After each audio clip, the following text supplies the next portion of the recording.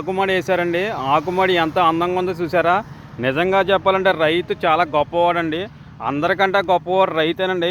ఎంత చదువుకున్నా మనం చదువు లేదు అనుకుంటాం, కానీ రైతుకున్న తెలివితేటలు ప్రపంచంలో ఎవ్వరికీ ఉండవని చెప్పేసి నేను మనస్ఫూర్తిగా కోరుకుంటున్నాను. ఎంత చదువుకున్నా నేను నిజంగా చెప్తున్నాను, అన్నం పండించేవాడు రైతు చాలా గొప్పవాడు. ఎందుకంటే ఇక్కడ గొట్లంక వేసారు చూసారండి. ఈ గొట్లంక కొంచెం మట్టి కొంచెం నీళ్ళతో తెగిపోతుందని చెప్పేసి ఇక్కడ పేపర్ వేశారండి.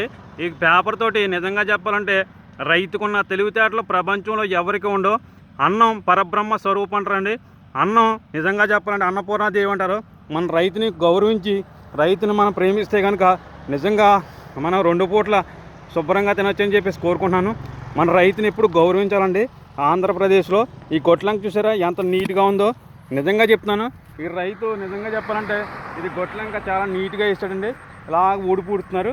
నిజంగా చెప్పాలంటే రైతుని మనం ప్రేమించి నిజంగా మన ఆంధ్రప్రదేశ్లో గౌరవించినట్టయితే కనుక చాలా బాగుంటుంది. ఈ గొట్లంక తెక్కకుండా ఈ పేపర్ వేసారండి, డిజిటల్ పేపర్ కింద వేశారు.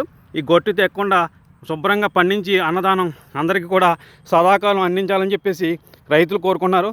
మన రైతులను ఎప్పుడు కూడా గౌరవించి ధాన్యాన్ని ఎప్పుడు కూడా మనం వేస్ట్ చేయకుండా గౌరవించాలని చెప్పేసి కోరుకుంటూ ఈ వేటకారం వెంకటరాజ్ ఛానల్ లైక్ చేస్తారని చెప్పేసి మనస్ఫూర్తిగా కోరుకుంటున్నాను.